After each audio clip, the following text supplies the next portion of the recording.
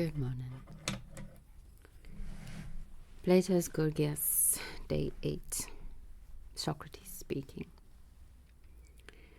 My dear son, you are trying to refute me, orator fashion, like those who fancy they are refuting in the law courts. For they one group imagines it is refuting the other when it produces many reputable witnesses to support its statements, whereas the opposing party produces but one or none. But this method of proof is worthless towards discovering the truth, for at times a man may be the victim of false witness on the part of many people of repute. And now practically all men, Athenians and strangers alike, it might be Plato's obsession with the conviction and death of Socrates that's popping up there as well. Athenians and strangers alike will support your statements if you wish to produce them as witnesses that my view is false. If you choose, you may cite as witnesses Nicias, son of Niceratus, and his brothers, who dedicated the long line of tripods in the precinct of Dionysus. Or, if you choose, Aristocratus, son of Scalias, who made that splendid offering at the shrine of Apollo. Or, if you choose, the whole household of Pericles, or any other family you like to select in Athens. Yet I, who am but one, do not agree with you, for you cannot compel me to. You are merely producing many false witnesses against me in your endeavor to drive me out of my property, the truth.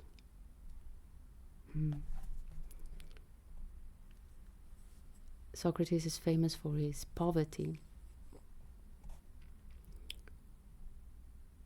and his poverty because of his disregard of material wealth and possessions. And then this is very telling. What does he consider property of value? The truth. But if I cannot produce in you yourself a single witness in agreement with my views, I consider that I have accomplished nothing worth speaking of in the matter under debate. And the same, I think, is true for you also. If I, one solitary witness, do not testify for you, and if you do not leave all these others out of account. Now here is one form of refutation accepted by you and by many others. But there is also another, according to my opinion. Let us compare them, then, and consider whether there is any difference between them. For the questions in dispute are by no means trivial, but are, one might say, matters wherein knowledge is noblest and ignorance most shameful. The sum and substance of them being knowledge or ignorance of who is happy and who is not. I'm wondering if that is eudaimonia. For example, with eudaimonia first originated with Aristotle, I don't know. To take first the subject of our present discussion, you think it possible for a man to be happy, though he is evil and acts wickedly, since you judge Archelaus wicked and yet happy. Are we to consider this as your opinion? Certainly. But I say it is impossible. That is one point in dispute. While the evildoer will be happy, will he not, if he meets with justice and punishment? Decidedly not. Under those conditions he would be most unhappy. Then according to you, if the evildoer is not punished, he will be happy. That is what I say. But according to my opinion, Polus, the wicked man and the doer of evil is in any case unhappy, but more unhappy if he does not meet with justice and suffer punishment, less unhappy if he pays the penalty and suffers punishment from gods and men. Dostoevsky, which one is it? Crime and Punishment. Is Crime and Punishment Dostoevsky? Yeah, that comes to mind. Polus. That is a preposterous theory you are attempting to uphold, Socrates. I wonder if Dostoevsky knew Plato. I've never read anything about Dostoevsky and Plato. Socrates. I shall try to make you share it with me, my friend, for I account you a friend. For the moment, then, these are our points of difference. Just consider for yourself. I said a short while ago that it was worse to do than to suffer wrong. Certainly. But you said it was worse to suffer it. Yes. And I said that evildoers are unhappy and was confuted by you. Yes, unquestionably.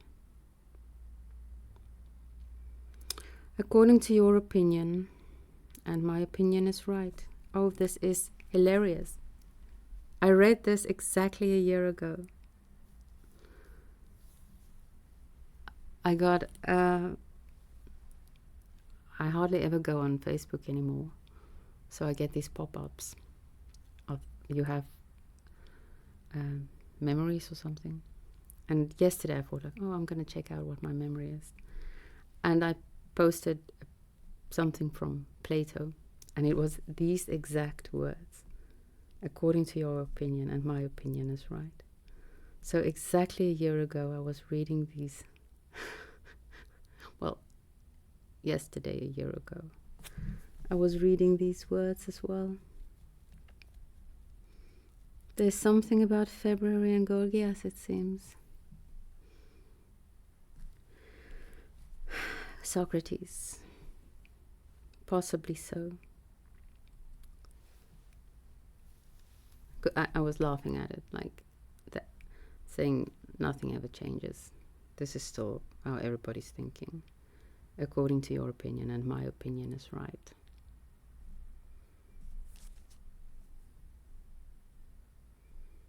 But is Socrates different?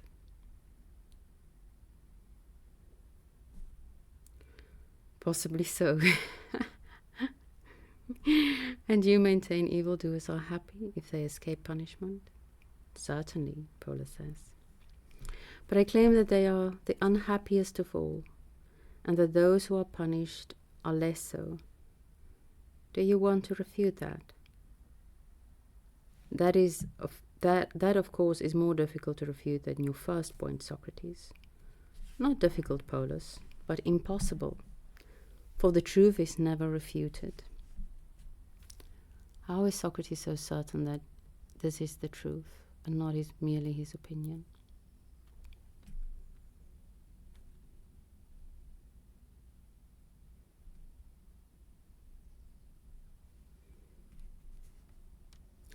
What do you mean? Polus asks. If a man is caught in... Polus still speaking. If a man is caught in a criminal plot to make himself tyrant, and when caught is put to the rack and mutilated, and he has his eyes burned out, and after himself suffering and seeing his wife and children suffer many other signal outrages of various kinds, is finally impaled or burned in a coat of pitch, holy fuck.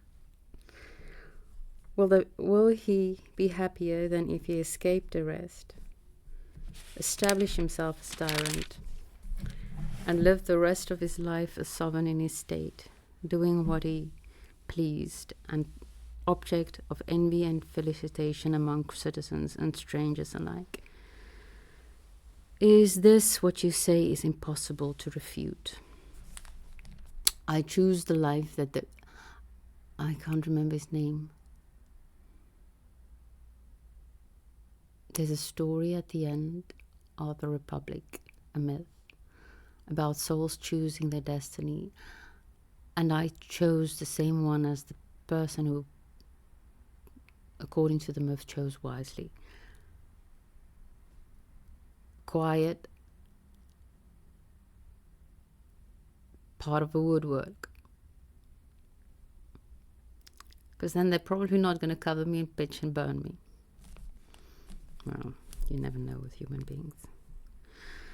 Socrates speaks.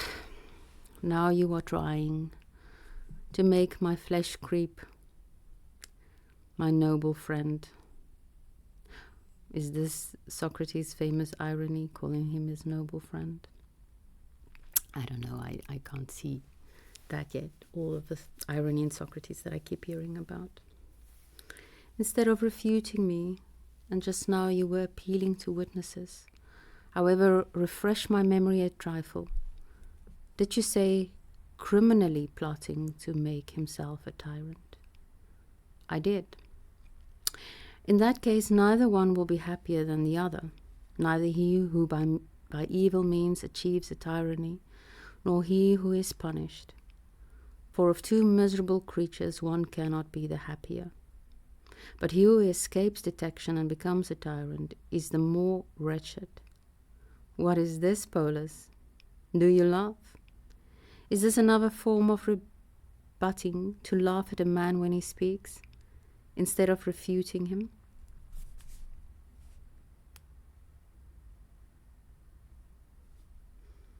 Polus. Do you not consider yourself already refuted, Socrates, when you put forward views that nobody would accept? Why, ask anyone present. Let's face it, none of us wants to be covered in pitch and set on fire. I am no politician, Polus, politician. I can't even say the word.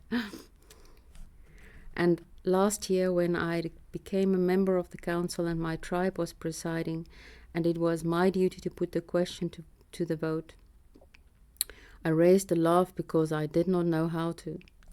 And so do not on this occasion either bid me put the question to those present, but if you can contrive no better refutation than this, then leave it to me in my turn, as I suggested just now, and try out what I consider the proper form of refutation.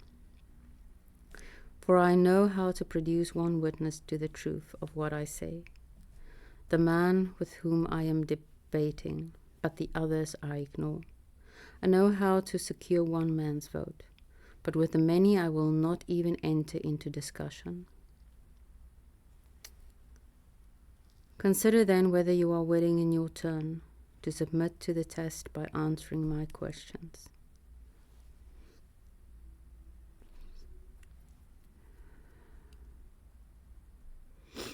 For I think that you and all other men, as well as myself, hold it worse to do than to suffer wrong, and worse to escape than to suffer punishment.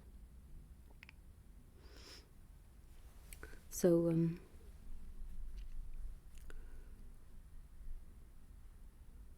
Socrates' trial was playing through my mind, and his unwillingness to partake in the political games, apparently, unless, well, Plato says that it's somewhat of a necessity if you don't want to be ruled by weaker or lesser men. Socrates seems to, of course he knows the rules, but he's making a show of how silly he thinks it is, how unimportant. Then I had to think of the whole, my kingdom is not of this world.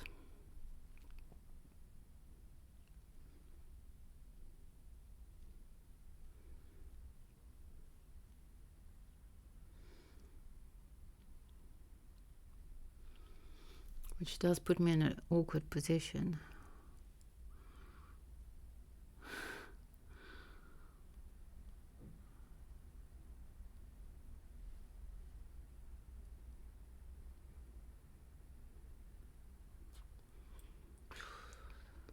yeah, I don't know how to voice it yet. Plus, it's time.